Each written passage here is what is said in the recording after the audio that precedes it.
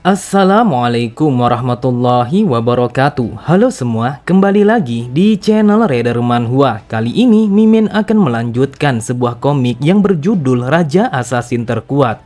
Dan apabila kalian masih bingung dengan alur ceritanya, kalian bisa cek deskripsi atau langsung saja menuju playlist yang ada di halaman channel ini untuk memulainya dari part 1. Tanpa basa-basi lebih jauh, mari kita masuk di part 55. Cerita dimulai setelah mendengar kalau para penjaga istana sang raja telah meminta mereka untuk kembali di lain waktu. Ia pun berkata, "Tidak bisakah kalau kau memberitahu sang raja bahwa tuan muda kedua berada di tempatnya?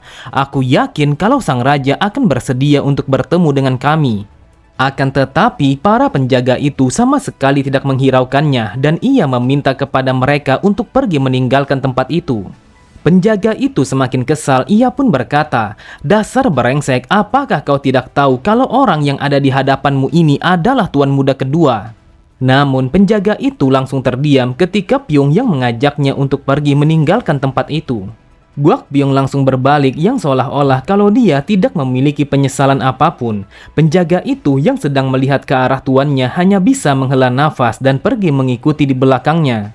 Akan tetapi tanpa disadari oleh siapapun, terlihat matanya menjadi tajam dan juga sikapnya menjadi sangatlah dingin yang menandakan kalau Pyong sangat benci terhadap Shoryang. Di saat itu, mereka berdua telah berselisih dengan sebuah kereta yang datang memasuki kediaman istana sang raja, yang tidak lain orang yang ada di dalam kereta itu adalah Yoseong. Melihat tuan muda kedua yang pergi dengan cara tergesa-gesa, Yoseong berpikir, ada urusan apa tuan muda kedua untuk datang menemui sang raja? Tuan muda kedua tidak pernah memamerkan otoritasnya sebagai murid sang raja di hadapan orang banyak, dan ia hanya memastikan kalau semua orang hanya melihatnya pada sisi yang baik. Tetapi pada dasarnya dia adalah orang yang sangat ambisius. Di antara semua murid, hanya dialah yang paling terobsesi dengan yang namanya kekuatan. Aku bertanya-tanya, apakah pertarungan yang sebenarnya untuk para pewaris telah dimulai? Cerita berpindah pada pertemuan sang raja demonik dan juga Hajin. Sambil menuangkan minuman, sang raja memberikan sebuah pujian kepada Hajin kalau pekerjaannya sangatlah bagus. Meskipun sang raja mengucapkan itu tanpa memandangnya dan juga bersikap dingin, Hajin pun merasa bangga dan ia langsung mengucapkan rasa terima kasihnya kepada sang raja. Kemudian Hajin berkata, "Wahai sang raja, bolehkah aku bertanya kepadamu? Jujur saja aku selalu ingin tahu tentang hal ini. Apakah perut Anda tidak terasa sakit jika Anda meminum sesuatu yang kuat seperti ini tanpa adanya makanan?" Sang raja mengatakan kalau dia sama sekali tidak ingin merusak aroma minumannya jika ia menikmati minuman itu dengan beberapa makanan. Saat mendengar sang raja yang bertanya apakah ia tidak suka minuman itu, Hajin pun mengatakan kalau dia sudah lama tidak minum minuman yang terlalu keras seperti itu. "Biasanya aku minum hanya untuk menjadi mabuk, tetapi belakangan ini tidak peduli berapa banyak yang aku minum, aku sama sekali tidak mabuk. Jadi karena sebab itulah aku jarang minum minuman seperti ini." Menanggapi perkataan Hajin, sang raja berkata, "Mungkin hal itu jauh lebih baik daripada kau membuat masalah di saat kau sedang mabuk."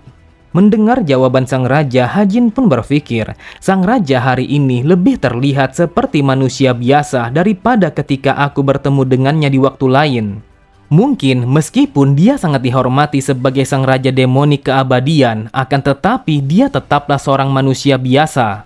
Kemudian setelah menaruh gelas minumannya, sang raja berkata dengan nada yang datar, "Aku ingin mendengar bagaimana seorang wakil master dari Istana Pedang. Namun tidak hanya itu saja, aku juga ingin tahu mengapa kau tidak langsung kembali tepat waktu setelah kau menyelesaikan infeksimu terhadap 7 keluarga." Dengan sorot mata yang sangat tajam, ia meminta kepada Hajin untuk menjelaskan kedua situasi itu dengan sejelas mungkin dan juga terperinci. Melihat tatapan mata sang raja, Hajin bergumam, "Tatapan matanya telah membuatku menjadi takut. Sepertinya dia tetaplah seorang iblis yang sebenarnya." Sang raja berkata, "Singkatnya, kau telah mendengar bahwa keluarga Jeoksa telah diambil alih oleh orang-orang dari Istana Pedang. Dan alasan kau terlambat kembali ke sini karena kau telah menyingkirkan para bajingan itu terlebih dahulu." Melihat sang raja yang hanya menanggapi penjelasannya dengan begitu santainya, ia pun bergumam, bagaimana mungkin dia bisa menerimanya begitu saja, padahal itu adalah penjelasan yang sangat buruk. Akan tetapi, Hajin begitu heran saat sang raja yang melanjutkan kata-katanya. Aku ingin mendengar tentang alasan yang sebenarnya, bukan hanya tentang situasinya. Jadi, katakan kepadaku alasan yang sebenarnya, mengapa kau terlambat kembali ke sini, dan mengapa kau membantu keluarga Gyeoksa untuk mengalahkan para bajingan itu. Mendengar perkataan sang raja, Hajin berpikir, dia telah berbagi minuman kepadaku dengan sikap yang sangat bersahabat. Tetapi dia juga telah memandang rendah dengan mata iblisnya atas semua yang ada di dalam dunia ini. Jadi semua kebohongan tidak akan berhasil terhadap orang ini. Hajin pun berkata, karena sudah tidak ada gunanya untuk menutupi semuanya, maka aku akan mengatakan yang sebenarnya kepada Anda. Akan tetapi, wahai sang raja, sebagai gantinya, aku mohon kepadamu, lihatlah seni bela diriku terlebih dahulu.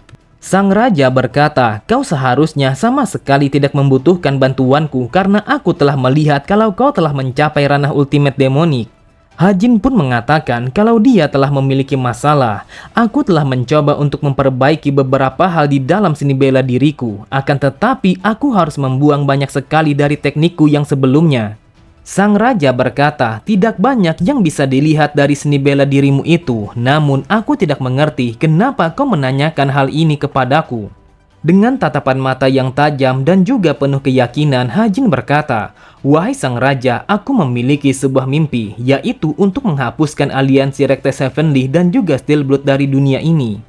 Sontak, sang raja sangatlah terkejut karena ia tidak menyangka kalau putra ketiga telah memiliki sebuah mimpi yang setinggi itu. Dan ini adalah kali pertama bagi sang raja melihat putra ketiga memiliki ekspresi yang sangat serius seperti itu. Tetapi tanpa disadari, sang raja sedikit tersenyum dengan tekad yang dimiliki oleh putra ketiga. Lalu sang raja kembali berkata, aku ingin tahu kenapa kau membantu keluarga Gyeoksa meskipun kau memiliki beberapa masalah dengan mereka. Apakah kau berpikir akan lebih baik untuk memiliki sebuah kekuatan yang besar agar bisa menjatuhkan aliansi? Karena itulah kau membantu keluarga Gyeoksa. Rekte Sevenly dan juga Steelblood keduanya merupakan musuh kita. Tetapi selama ini kau sama sekali tidak pernah menunjukkan kepedulianmu terhadap mereka. Apakah sesuatu telah berubah setelah kau bertemu dengan salah satu dari tetua pertama aliansi mereka? Tanpa keraguan sedikit pun, Hajin mengatakan kalau dia sangat benci terhadap kedua aliansi itu dan dia sangat ingin menghancurkan mereka semua. Sang raja berpikir kebencian apa yang membuatnya sangat ingin menghancurkan kedua aliansi itu. Lalu sang raja berkata, api kecil bisa membakar seluruh gunung, dan kebencian kecil bisa tumbuh menjadi kebencian yang mendalam dan juga besar. Namun terkadang sebuah kebencian bisa tercipta tanpa alasan sedikit pun. Sambil berjalan, sang raja melanjutkan kata-katanya, aku tidak akan bertanya mengapa kau menjadi benci terhadap kedua organisasi itu. Tetapi tindakan yang kau lakukan terhadap seorang master dari pavilion racun naga adalah sesuatu yang sangat gegabah dan juga beresiko. Hajin pun berkata, wahai sang raja, Kelantang telah memainkan perang yang sangat besar dalam jatuhnya keluarga Gyeoksa dengan memberikan beberapa racun kepada Istana Pedang. Akan tetapi, Hajin sangatlah terkejut saat sang raja mengatakan bahwa dia memang berniat untuk menghancurkan keluarga Gyeoksa meskipun keluarga Gyeoksa berasal dari 7 keluarga kultus demonik. Bukankah aku telah memberitahumu bahwa api kecil akan bisa membakar seluruh gunung? Hal itu juga sama dengan kultus kita, karena keluarga Gyeoksa akan menyebabkan banyak masalah bagi kultus demonik di masa depan nanti. Pisau yang berkarat harus dipatahkan. Jika kau mengasahnya dan juga menggunakan pisau itu lagi, maka ia akan kembali berkarat. Hajin pun bergumam, itu adalah kata-kata yang sangat menyeramkan. Dengan kata lain, jika kau berubah pikiran sekalipun, bukankah itu artinya kau akan ditolak meskipun kau melakukan kesalahan? Sang raja kembali berkata, Istana Pedang telah menggunakan racun yang berasal dari Kelantang dan juga mengambil alih keluarga Gyeoksa. Aku tidak peduli bagaimana mereka berencana untuk menjatuhkan keluarga Gyeoksa, tetapi yang terpenting adalah hasilnya, yaitu dengan jatuhnya keluarga Gyeoksa. Hajin berkata, wahai sang raja, apakah kau akan menggunakan hal itu untuk memberikan tekanan kepada aliansi Murim Ortodok? Sang raja menjawabnya, hal itu hanya akan memberikan sebuah kekalahan yang terlalu kecil terhadap mereka. Tetapi yang aku inginkan adalah lebih dari hanya sekedar menekan mereka saja. Sebelumnya aku berencana setidaknya akan menghancurkan 3 sekte dari 10 sekte besar dan juga 5 buah klan besar yang menguasai dataran Murim. Hajin berpikir dia berbicara tentang sesuatu yang kejam dengan sangat tenang. Dia tampaknya sangat yakin bahwa dia akan bisa mewujudkan hal itu jika dia bertekad melakukannya. Lalu Hajin berkata, "Wahai sang raja, bukankah tindakan itu akan mengakibatkan meletusnya sebuah peperangan?" Akan tetapi Hajin langsung terdiam ketika sang raja yang berkata, "Kau sangatlah naif, kejatuhan dari beberapa buah klan dan juga sekte tidak akan menyebabkan peperangan. Meskipun yang terjadi lebih dari yang diperkirakan, tetap saja peperangan tidak akan dinyatakan." Pada saat yang sama, jatuhnya satu sekte ataupun satu klan saja tidak akan memulai peperangan. Tetapi poinnya bukan berapa banyak yang telah jatuh, akan tetapi hal itu berada pada siapa yang menjatuhkannya. Ketahuilah, peperangan sama sekali tidak akan pernah terjadi, tidak peduli ada berapa banyak orang-orang yang telah mati jika mereka bukanlah orang yang tepat. Namun kematian satu orang yang penting saja akan bisa mengguncang seluruh dunia. Jika kau dibunuh oleh orang-orang dari Istana Pedang sebagai jenderal penyidik, maka hal itu akan mengakibatkan peperangan karena seorang jenderal penyidik telah bersifat sebagai penggantiku. Oleh karena itulah situasinya masih saja terasa tenang meskipun tetua mereka dari aliansi Rectus Heavenly telah mati. Selama beberapa waktu orang itu sama sekali tidak berguna meskipun dia adalah salah satu dari tetua aliansi Rectus Heavenly. Oleh sebab itu kematiannya sangatlah tidak ada artinya. Kemudian sang raja melanjutkan kata-katanya, "Kita akan kembali kepada poin yang sebelumnya. Kau telah mengubah rencanaku dengan sukarela membantu keluarga Jioksa." Hajin berkata, "Jika ini adalah kesalahanku karena aku telah mengubah rencana Anda, maka aku akan membayarnya." Saat mendengar sang raja yang bertanya bagaimana ia akan membayarnya, Hajin pun berkata, "Anda mengatakan bahwa Anda akan menjatuhkan 3 keluarga dari aliansi Murim Ortodok. Aku tidak tahu butuh berapa lama agar bisa melakukan itu, tetapi aku akan mencoba membuatnya menjadi kenyataan." Terlihat sang raja sedikit tersenyum, ia terlihat puas dengan kata-kata yang diucapkan oleh Hajin. Lalu ia pun bertanya bagaimana caranya Hajin akan melakukan itu. Hajin berkata, seorang wanita yang menyusup ke dalam keluarga Jioksa adalah seorang murid dari seseorang yang disebut sebagai Sang Ratu Iblis. Sudah pasti kalau dia memiliki sebuah hubungan dengan benteng Steelblood. Lalu seorang wakil master dari Istana Pedang yang sebelumnya telah aku tangkap ketika mereka melakukan pencarian kepada keluarga Jioksa yang tersisa. Dan yang terakhir adalah sang master dari Pavilion Racun Naga, dan dia adalah salah satu dari bagian aliansi Rectus Heavenly. Dengan kata lain, orang-orang dengan pengaruh besar di dalam organisasi itu berada di dalam telapak tangan kita. Bukankah Anda mengatakan kematian orang yang tepat akan dapat mengubah segalanya? Maka aku akan menggunakan ketiga orang itu dan juga Sekte Hao untuk melakukan sesuatu yang sangat menarik. Terlihat sang raja semakin tertarik kepada Hajin ketika mendengar Hajin yang berbicara dengan penuh percaya diri. Sang raja berkata, "Gunakanlah hasilnya untuk menunjukkan kepadaku apa yang ingin kau lakukan. Kali ini aku akan percaya kepadamu karena sebelumnya kualitasmu sebagai jenderal penyidik sangatlah bagus. Dan juga aku tidak akan menyalahkanmu karena kau telah mengacaukan rencanaku." Mendengar sang raja yang mengatakan kalau dia tidak menyalahkannya, Hajin pun sangatlah bersyukur kalau masalah itu telah terselesaikan begitu saja. Tiba-tiba saja dari kejauhan pedang sisik naga telah bergerak dengan sangat cepat menuju ke tempat mereka berada.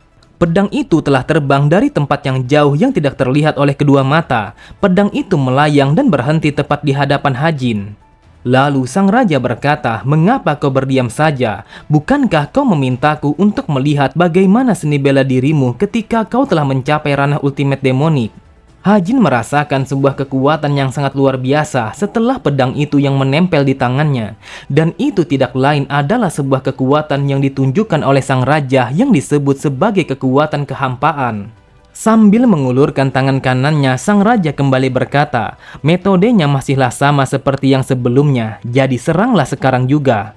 Hajin berpikir meletakkan satu tangan di belakang punggung lalu mengangkat tangan lainnya. Hal itu adalah sebuah sikap yang memancarkan ketenangan. Tetapi bukan itu yang aku rasakan. Terakhir kali aku melakukan duel melawan sang raja, pendiriannya sangatlah sempurna. Akan tetapi saat ini ada begitu banyak celah-celah yang ia tampakkan kepadaku. Entah dia terlalu sempurna ataupun banyak celah, tetapi yang pasti dia telah berniat untuk mengajariku. Jujur saja, aku sama sekali tidak akan bisa menang melawannya, tidak peduli bagaimana aku mencoba untuk mengalahkannya. Jadi yang aku lakukan saat ini adalah menyerangnya dengan sebaik mungkin.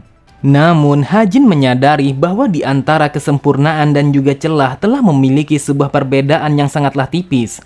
Jadi Hajin berencana untuk menyerang sang raja dengan niat membunuh yang sesungguhnya. Pada sisi yang lain, sang raja bergumam, putra ketiga pastinya sangatlah berbeda. Aku telah berkali-kali melakukan duel latihan bersama 9 tetua kultus demonik, tetapi hasilnya tetaplah sama. Meskipun seiring berjalannya waktu, mereka sama sekali tidak bisa melancarkan sebuah serangan kepadaku meskipun mereka telah mencoba dengan niat membunuh yang begitu kental. Pada akhirnya, yang bisa mereka lakukan hanyalah berlutut di hadapanku. Mereka memuji kebesaran sang raja demonik dan pergi sambil mengakui bahwa mereka tidak akan bisa mengalahkanku. Hal itu sama sekali tidak akan mengejutkanku karena rantai komando sangatlah jelas pada sisi seniman bela diri. Seniman bela diri demonik dengan level yang tinggi akan mudah mengalahkan orang-orang yang berada di level bawah. Akan tetapi putra ketiga sangatlah berbeda. Dia tidak berpikir tentang menyerangku meskipun dia mengetahui kalau dia tidak akan bisa membunuhku. Meskipun sangat mustahil, tetapi dia akan bersungguh-sungguh untuk membunuhku karena ia memiliki sebuah tekad yang sangatlah kuat. Itulah sebabnya aku mengatakan kalau putra ketiga sangat berbeda dari 9 tetua kultus demonik. Memang benar adanya, di saat itu Hajin telah melompat dengan secepat kilat untuk melakukan serangan kepada sang raja.